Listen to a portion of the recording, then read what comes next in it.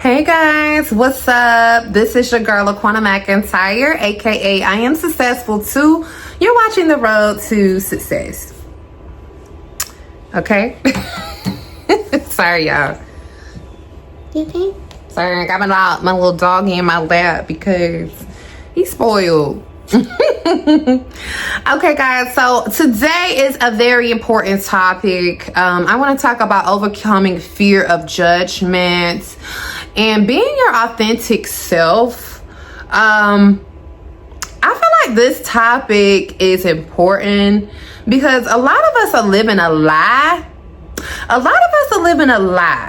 And I feel like we're living a lie because we want to avoid being judged by others. I can relate to this because, y'all, once upon a time, to my family, my whole life was a lie. I'm not going to hold you.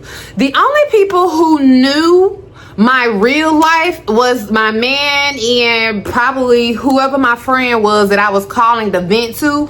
But as far as my family was concerned, I was living a good life. I was structured. I didn't need no help or no bills.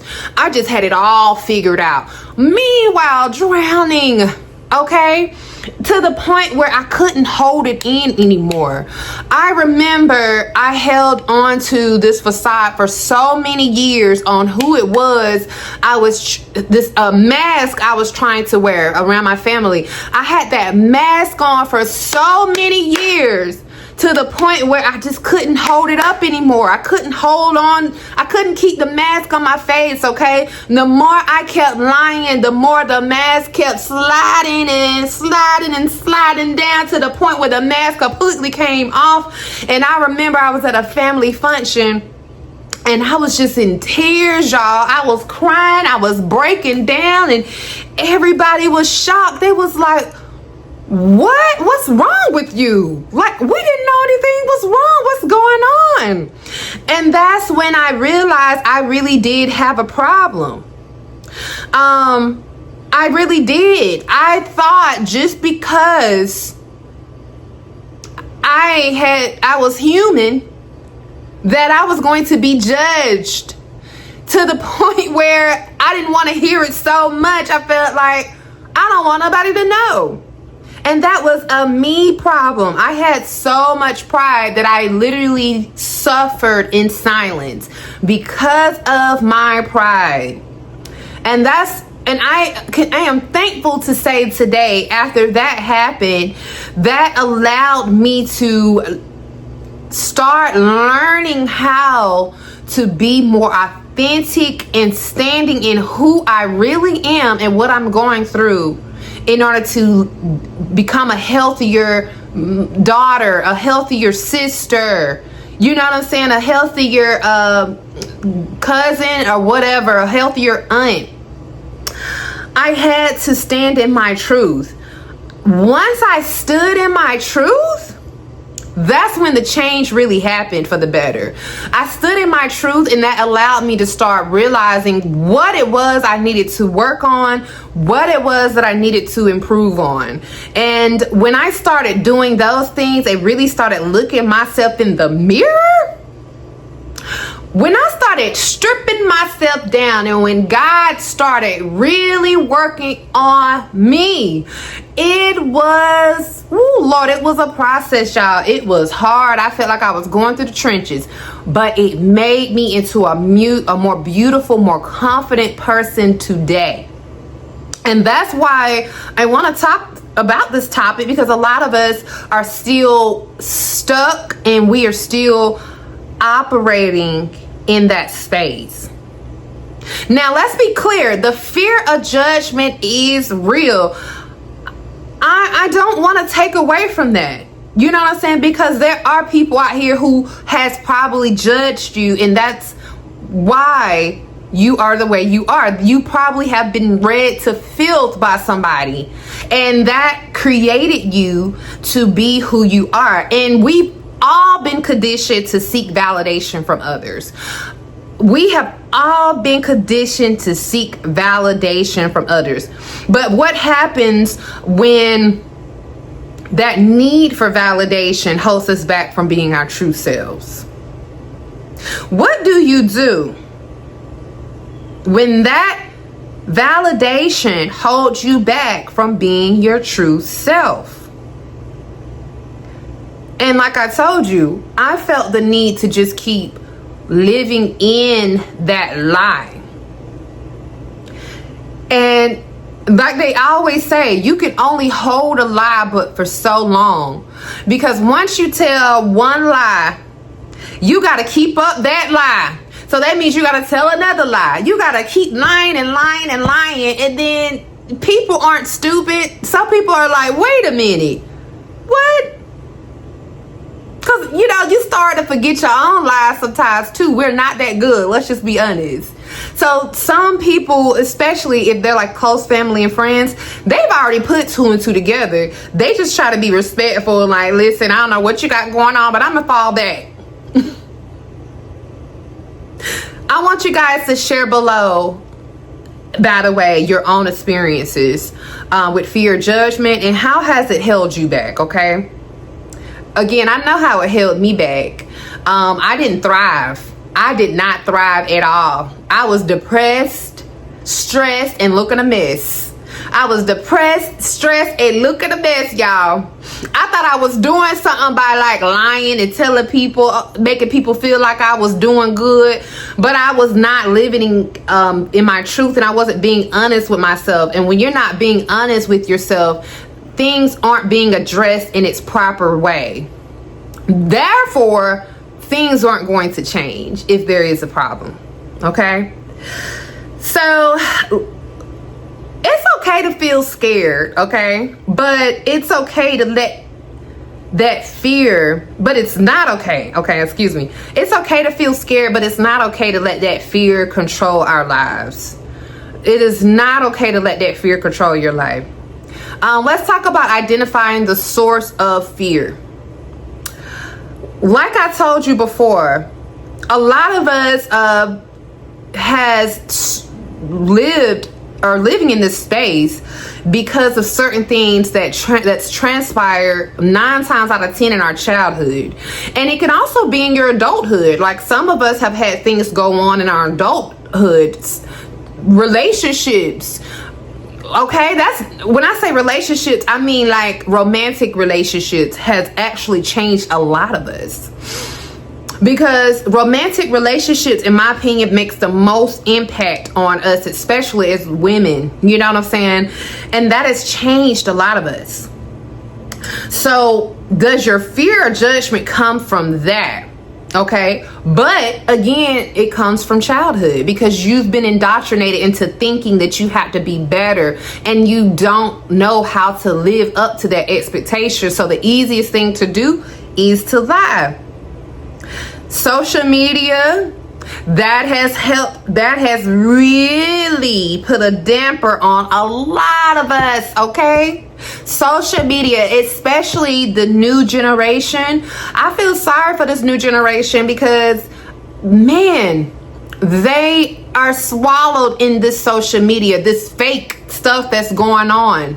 It almost allows them to live in an imaginary world to the point where they don't even know what real looks like. And they're thinking that this is how I'm supposed to be living. This is how I'm supposed to be living. I know someone who said they had a son who's I think he's only 15 years old. Because of TikTok has him thinking he's supposed to be going on trips and traveling every other month. Dude, you're 15 years old. What? When we were 15, in my day, we just wanted to go outside and play with our friends. That was our travel. So what? But that is the thing. Social media they grew up in that social media, and that is why. And then for some of us as friends, you know what I'm saying? It is friends. That's impactful too, So, let's just kind of explore how societal expectations, cultural norms, and personal experiences shapes our fear. as you guys notice on this channel, I love to talk about societal expectation and societal norm. And the reason why is because that is a real thing, especially in the day and age that we're in, and with, you know, the internet, all that. Like, that is a real thing. Okay. Ask yourself this. This is an exercise for you to do if you are currently struggling with this. What are you really afraid of? What are you afraid of? What is the worst that can happen if you're really just honest with people with who you really are as a person? Do you feel like you're going to be stoned? Nah, that's extreme. Do you think that people are going to cut you off? They're going to no longer want to be around you. They're going to look down on you. Like, what is it in your mind when you really just sit down and think about it that you are really afraid of? This is the time that you can really just start taking notes. What is it that I am afraid of? If I start telling people what I'm really going through, how I am really feeling, do you think they're going to look at you differently? And if they do look at you differently, why does that affect you? Like I told you, I had to get real with myself, and I realized mine was just more so of a pride thing.